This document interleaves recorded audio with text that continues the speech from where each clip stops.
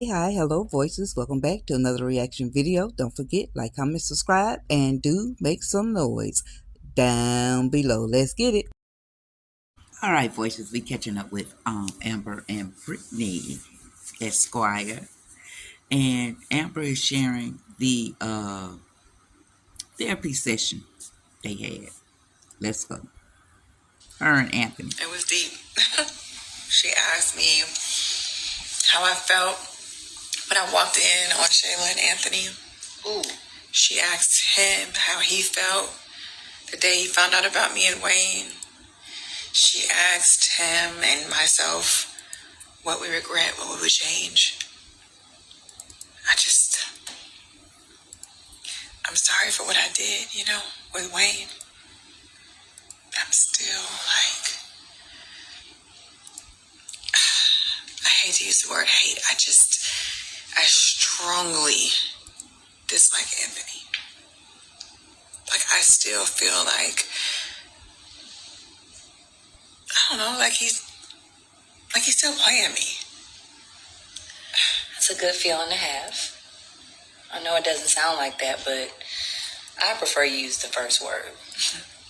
Hate is a good word. It is, Amber. I know God teaches us to love, but Anthony is of exception. If you think about all the stuff he did, every step that he had to take, every moment of manipulation and deception, every time he probably went out the room and you thought Shayla was just sitting around and he all up in her face when you right in the kitchen. When you think about all of that stuff, you have the right to hate him, and you should hate him. Brittany, isn't it my fault too, though? How? Maybe if I hadn't done what I did with Wayne, maybe things would be different. Maybe he wouldn't have cheated on me. Maybe he wouldn't have been looking at Shayla and having babies and carrying on. I'm just saying, he poured his heart out today. It seemed genuine. And I think I broke him. That is very sweet, compassionate, and considerate of you to think that all of this is your fault. But I'm going to go ahead and say, yes, what you did with Wayne was not right. But Anthony knew about that.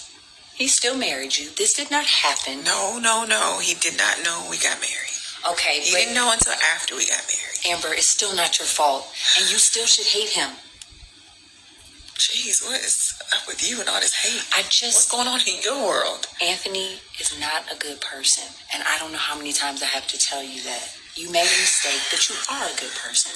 So what I'm saying is, you do not have to feel regret because you did not violate the marriage. Anthony violated it right up in your house, in your bed, with a woman that was supposed to be your friend. And that's all I'm going to say about that. I guess. What is this macaroni and cheese on? Girl, I got some chicken in there too.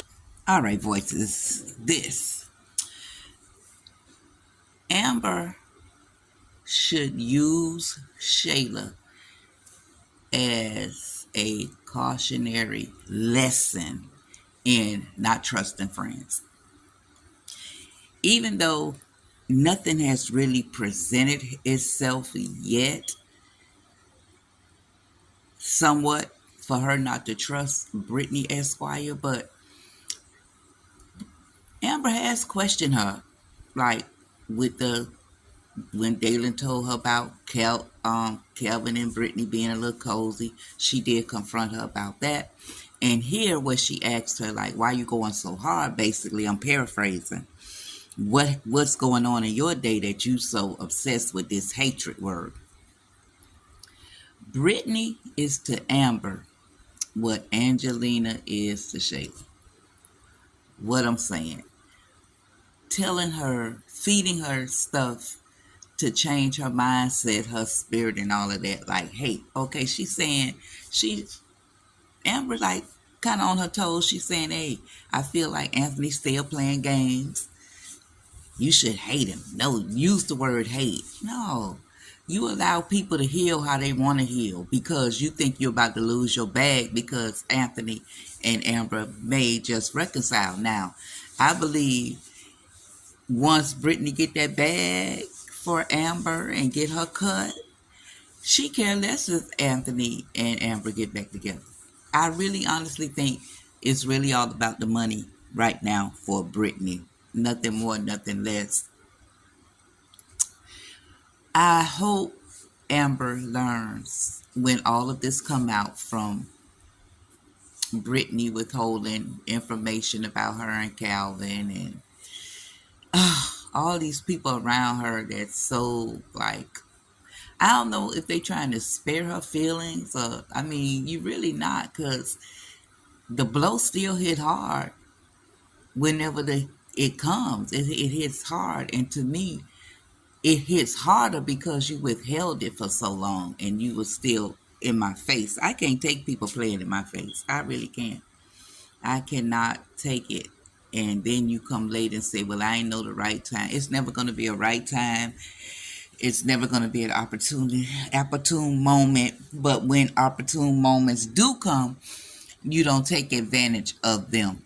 Like the opportune moment for me is when Amber and Brittany was sitting down to the table and Amber said, okay, I did kind of know, let me come clean. Was time for Brittany to say, well, since we coming clean about stuff, let me come clean too. Instead, she opted to say, buy me a purse because you lied. That girl is dangerous. That girl is dangerous, and she's a friend to no one. She probably was jealous is why she didn't show up to Amber's wedding. Jealous of Amber. She get low-key jealous. I don't know. I don't know what stems back to that. It got to be something. Maybe they both had their eye on a guy in college, and the guy looked at Amber and wanted. I don't know, but Amber's gonna have to be a little less telling all her business because you are sharing information in a therapy session that maybe should just be kept in the therapy session with the people involved. Sometimes you can say to a friend, hey, I think I'm going to just keep that where it's at. Let us work through it on there. You focus on getting what you need to do for this divorce, and that's that. Because I don't think the therapy session is going to be used for whatever reason in the divorce. What y'all think, voices? Make some noise down below. Appreciate you. Thank you for your support, and I'm out.